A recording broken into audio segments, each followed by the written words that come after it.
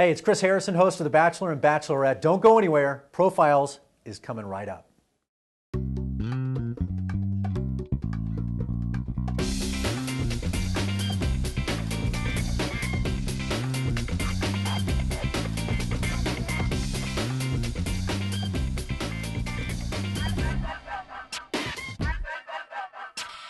Welcome to Profiles. I'm Marley Hall. Today's guest is television personality Chris Harrison, who's best known for his role as host of ABC's television reality dating show, The Bachelor.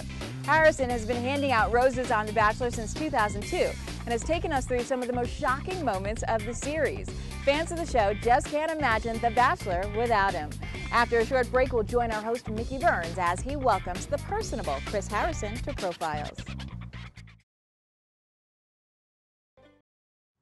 Welcome back to Profiles. Chris Harrison, host of ABC's The Bachelor, began his television career in the mid-90s, covering local sports in Oklahoma City. Since then, Harrison has evolved into one of the most sought-after hosts in television. His reporting has become a staple at numerous red carpet events such as the American Music Awards, the Emmy Awards, and the Academy Awards. So let's join our host Mickey Burns on location from the Hotel Wales on the Upper East Side of Manhattan as he welcomes Chris Harrison to Profiles. Guys, you've already won 3 Grammys tonight. I assume you know that. Yes. Yeah. It's crazy. That is unbelievable. Exciting. Congratulations. You know, We want to go. groups want to write maybe one anthem in their lifetime. You guys have like 5 a year. A song we just can't get out of our heads. How do you do it? Staying connected, going out, feeding and reading the posts of, the youth. Chris Harrison, welcome to our show Profiles. Mickey, thanks for having me, man. I really appreciate it. Yeah, looking good, and of course you are the host of ABC's The Bachelor and The Bachelorette, and really a TV personality doing many things. But you began hosting The Bachelor, I read. I was surprised to read it actually, in 2001. Back then, did you ever think that a decade later you'd still be doing the show? No, I mean, anybody who in this business says that they know their show's going to go for a decade is a liar. I mean, you just don't know. Yeah. To have that longevity in this day and age of television it's really a rarity. You know, when you get that first network gig, which The Bachelor was, you hope it stays on for an afternoon so you can meet some people and it'll lead to another big gig. Right, and right. So who knew when my son was just born. He was 6 weeks old when I got the job. And right. Now he's in 2nd grade. He's 8 years old, and now I have a daughter as well who's 6. And so I mean, my life has changed exponentially since I started this thing. And you're still going strong. Now this season might have been the wildest season ever. The biggest controversy occurred when one of the women on the show, Rosalind Papa, was accused of having a sexual relationship with one of the producers that ended up being Ryan Callahan.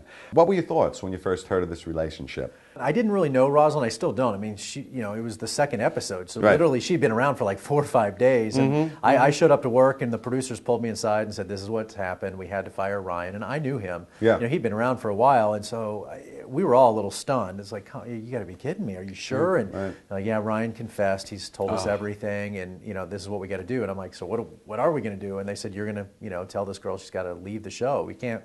Obviously, she's not here for Jake. She's not here for the right reasons. Yep. We got rid of him. We're going to get rid of her. We're not going to make a big deal out of it, but we just have to do this. Well, since it became a much bigger deal than we ever anticipated. It sure did. Didn't she also have a police record coming on to the show? Not that that would matter. Right. Petty theft or something, I heard. Whatever it was. But yeah, I think she'd been arrested like 4 times. So not a very good petty thief, I guess you'd call it. No, but I guess she did have a record. But right. I think it shows a history of behavior. Character. Yeah.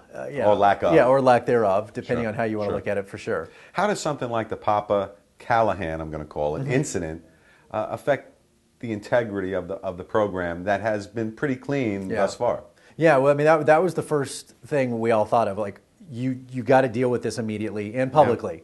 Yeah. And so, sadly enough, it hasn't hurt us. In fact, it probably helps ratings. But in the long run, and people are like, oh, it's a rating stunt. But really, you don't want that kind of publicity. No. Because in the long run, we're looking at longevity. We've been around for quite some time because, like you said, we've been doing it the right way. And so, we don't want to do stunts where you think in the short term. We want to think about the next 5 years. Sure. And a lot of your fans know that the show is a romantic reality show. You've been doing it since 2001. How real is it? Well, obviously, again, first and foremost, you're right. It's not a documentary. This isn't. We're not trying to expose anything. We're not trying to save the spotted owl. Yeah. It's entertainment. But at the same time, one thing I think that has kept us on the air and all of our, the rip-off shows have faded away is there's no gimmick. There's no catch. What you see is this guy, 25 women, or these women and 25 guys, in this search for love, and how they get there, and the falls and the train wrecks and the controversies. Right. That's the voyeuristic side we all love to enjoy to see. It's like watching a NASCAR race. Sure, you want to see somebody win, but you also want to see a car flip over 8 times before somebody wins. So a lot of it's that sick side of us. Absolutely, and a lot of it is real. Yeah, and so what's not real? Yeah. The atmosphere we create. We create these dates, and we create, but what happens inside that fishbowl? That's what we let play out. Very good. Now, you started your television career covering local sports in Oklahoma City, Oklahoma.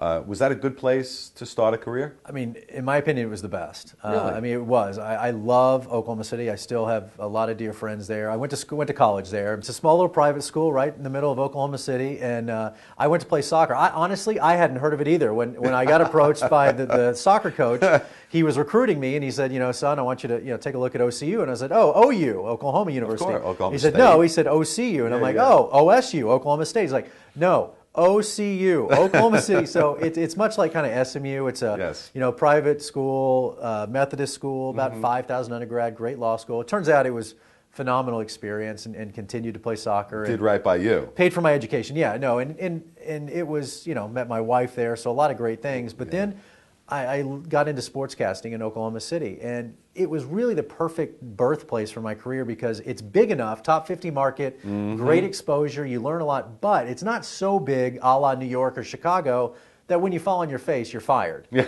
I was able to make mistakes and cut my teeth and grow and figure out who I was on TV without the pressure of a huge top 5 market. Right. By this afterwards. Yeah, in a fairly pleasant way. I think it's like reading a book that you fall in love with, and you find that character hangs around, and you wish they were real, and you kind of imagine that you're going to run into them somewhere. It's done that to me, really. Tom Ford's, I hear he's blunt. Did he really call you fat? No, in fact, he likes to think he's blunt, but actually he's incredibly gracious. Now, in your 6 years you spent there in Oklahoma City, besides covering sports, you also had the opportunity to cover hard news, which included the 1995 bombing of the Federal Building.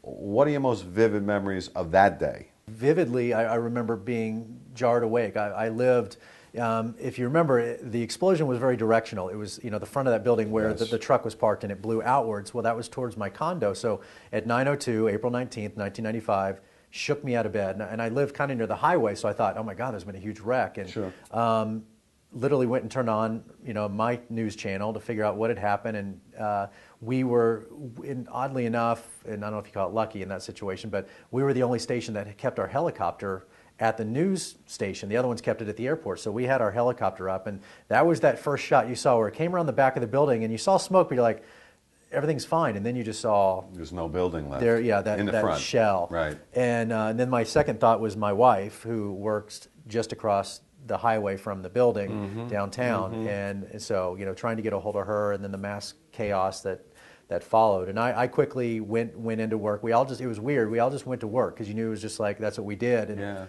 we didn't go off the air, I think, for like 4 or 5 days. No commercials, no nothing. It was just straight coverage. And it may be like 9/11 for me. I ended up taking a positive out of the whole thing, which is maybe weird, but like you guys felt here in New York, it was the result of how we all came together. And I remember like just the love, and I remember how everybody came together in Oklahoma City, and the bonding, and then we saw it again in 2001 with 9/11, but we felt that in Oklahoma City originally, and so obviously horribly tragic event, but out of that I took more of a positive spin out of it. Yeah. In what other ways did that event affect your perspective on life and your career? Well, definitely putting everything in perspective. I was young and ambitious, and the most important thing to me is, making it big, and that's all that matters, and making it to the top. And You know, and then all that mattered was going home and hugging your wife and calling your mom and dad and like telling everybody you loved them. And, you know, same things we all go through in tragedy. It just makes you sit back and be like, my God, I'm a shallow human being. And it's good. We all need a swift kick in the ass sometimes. Yes. Like, it just keeps in perspective what's important. Yeah, well said.